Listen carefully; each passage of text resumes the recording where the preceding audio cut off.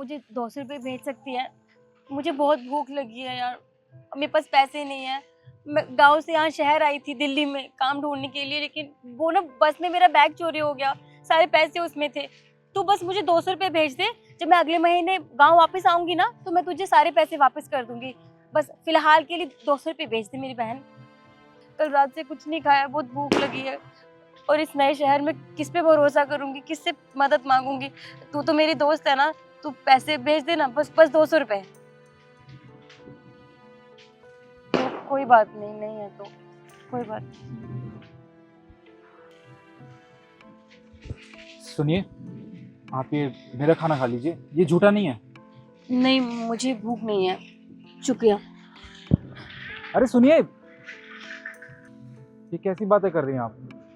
मैं वहाँ पे बैठा था, मैंने खुद सुना आप फ़ोन पे बात कर रही थी अपनी फ्रेंड से, और आप कह रही थी आपके पास पैसे नहीं है, ना खाना खाने के लिए ना कहीं जाने के लिए। अब मुझे पता है आपको बहुत ज़ोरों से भूख लग रही है, आप ये खाना खा सकती हैं। मैं आप पर भरोसा क्यों करूं? और देखिए, हमारे गांव में बोलते हैं कि शहर के लोग बहुत मतलबी होते हैं और उन पे भरोसा नहीं करना चाहिए। कुछ मिलाया हो खाने में, फिर आप मेरा फायदा उठाना चाहें, फिर मैं आप पे भरोसा नहीं करती, मैं नहीं खाऊंगी खाना। अरे ऐसा कुछ भी नहीं है, ये खाना तो मैं अपने लिए लाया था, अब मैं इसमें भला कुछ क्यों ही मिलाऊंगा।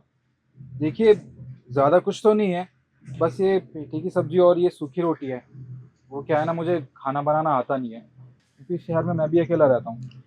बस ये पेठी की सब्जी बनाई है और ये सूखी रोटी, कम से कम आपका इससे पेट तो भर ही जाएगा, आप ये खा सकती हैं। नहीं, मुझे मुझे नहीं चाहिए। अरे, आप मेरी बात समझने की कोशिश क्यों नहीं कर रही हैं? माना कि मैं अनजान हूँ, पर मैं इसमें कुछ क्यों ही मिलाऊंगा। देखिए, आप प्लीज़ आइए, बैठ के बात करते हैं, आइए बैठिए।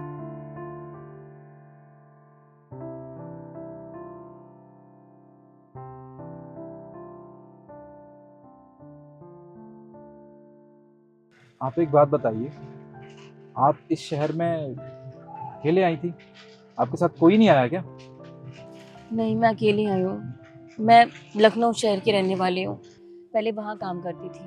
वहाँ ना एक हमारे मालिक हैं, पहले उनके ही अंडर काम करते थे। वहाँ काम अच्छे से नहीं चल रहा था तो उन्होंने कहा कि तुम दिल्ली शहर में आ जाओ, यहाँ बहुत सारे लोग अपने वहाँ के मिल जाएंगे और काम भी अच्छा है, रहने खाने को भी मिल जाएगा थोड़ा बहुत। तो बस उनके कहने पे मैं यहाँ आ गई। पर फ़ोन कर रही थी, फ़ोन उठा ही नहीं रहे हैं। उन्होंने कोई पता भी नहीं दिया था। बस कहा स्टेशन से उतरोगी, दिल्ली पहुंचोगी तो बस फोन कर देना, हम तुम्हें लेने आ जाएंगे, बता देंगे कहाँ आना है। ना फोन लग रहा है उनका, ना कुछ समझ नहीं आ रहा। सारा सामान भी चोरी हो गया। गांव वापस जाने तक के पैसे नहीं है मेरे पास, खाने तक के पैसे नहीं है। आपका सामान चोरी हो गया?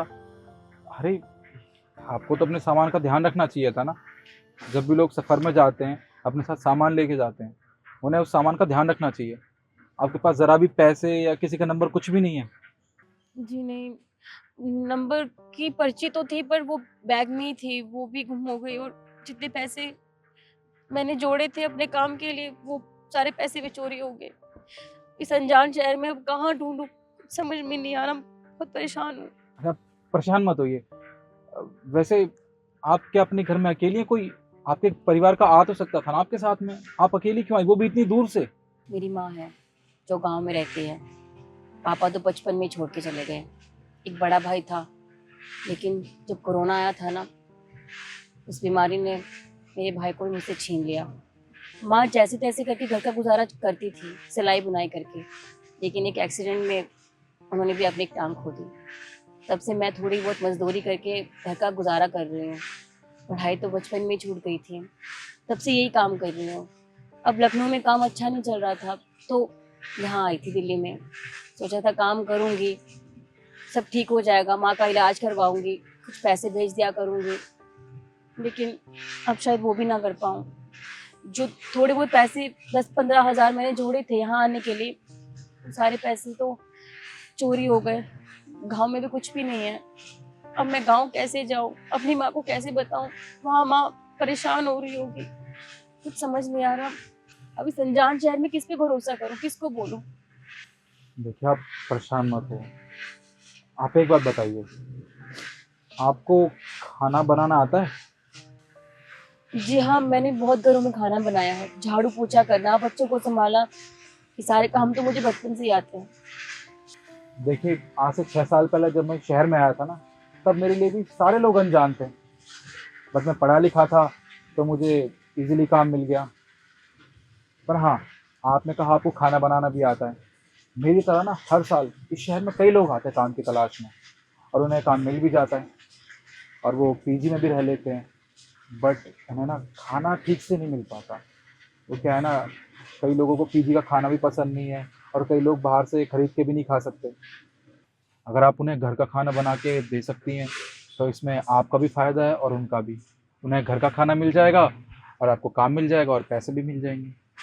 हाँ, ये तो बहुत अच्छी बात है। मुझे कोई दिक्कत नहीं है, मैं खाना बना सकती हूँ। हाँ, तो बस आपकी प्रॉब्लम सॉल्व हो गई।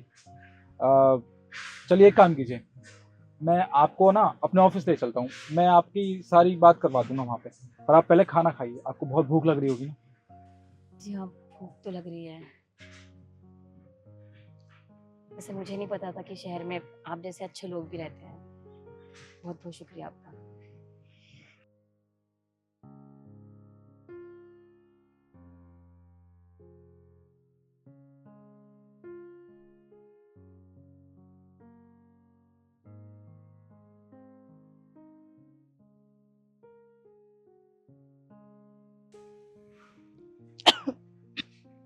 ये लीजिए।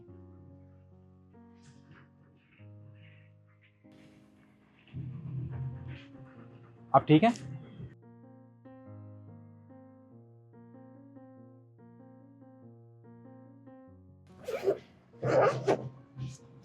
आपका बहुत बहुत शुक्रिया। कोई बात नहीं। अपने पेट भर के खाना तो खा लिया ना? जी हाँ, बहुत अच्छे से खाया। चलिए, ये तो बहुत अच्छी बात है। अच्छा, आप मेरे साथ मेरे ऑफिस चलिए, मैं वहाँ आपको मिलवा देता हूँ अपने दोस्तों से और अपने मैनेजर से। जी।